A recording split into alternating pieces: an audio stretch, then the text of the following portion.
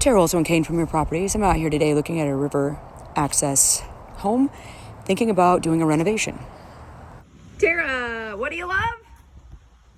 That's funny. Real estate, actually. I know. This house is built in 1978.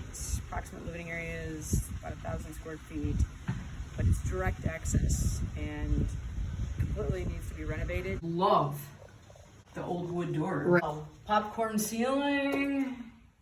I like it. I mean, it certainly has potential. It's cute. I like it. And the reason I like it is because the bones are good. Roach. What? Obviously a roach. Gotta do some pests. Okay, I gotta go. I gotta go. Your direct access. This is what you're paying for. Yeah, totally.